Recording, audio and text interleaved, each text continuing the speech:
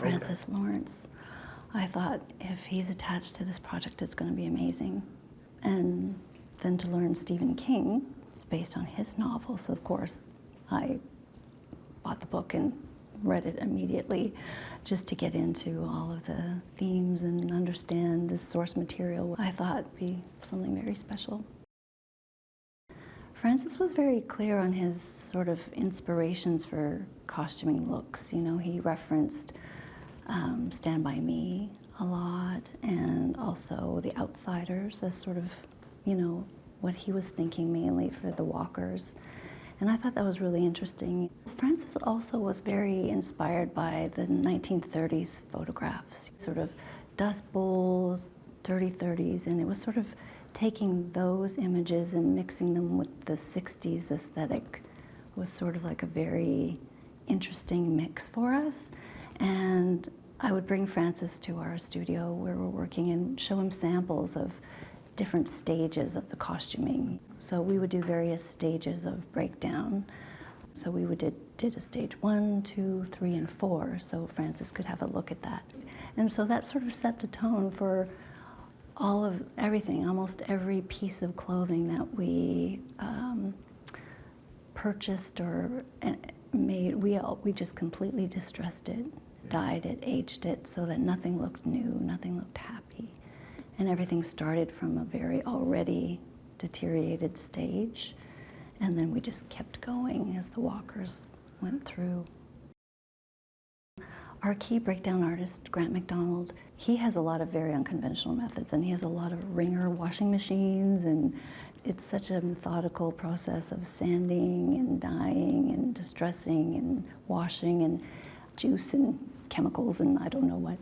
But he just comes up with such an amazing mixture of interesting things, because we wanted colors very muted and, you know, to go well together and not to blend into the scenery too much. The blue of the sky, the green of the grass and the trees.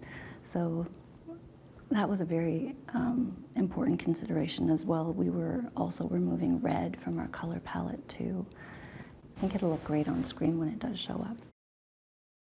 Before each actor would arrive for their fitting, I'd, you know, compile a rack of clothing so that they could have a choice of, you know, to play around and discover their character in a sense and what felt right to them and what felt natural. And also too, it's the one outfit they wear through the whole film, and all of their prop belting and their straps that hold their canteen and their food packs I thought was amazing, because we could play around with those in the fitting, and we could take their outfit and try so many different ways to wear it. Gary Cooper made amazing choices, and he chose a baseball t-shirt, which I loved because it sort of maybe lends itself to perhaps what the character's relationship with his father might have been. You know, the fishing hat, maybe they went fishing together. The plaid shirt, you know, possibly they were camping together or something. So I liked that idea about his costume. The pieces he chose, I thought, really worked well, like his jacket. And he chose a pair of boots that I was impressed by because they didn't look at all comfortable to walk in. And I was quite worried about him throughout the shoot, but he never once complained. And it's just sort of like an interesting touch. Mark was very, very great about his outfit, and he spent a lot of time, you know, with Jason Gibbs, our props master, and choosing the right sunglasses, and it was just sort of those small touches that make his uniform stand out from the others.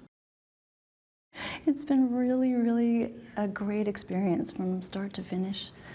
It was so much fun working and coordinating with the makeup and hair and props department.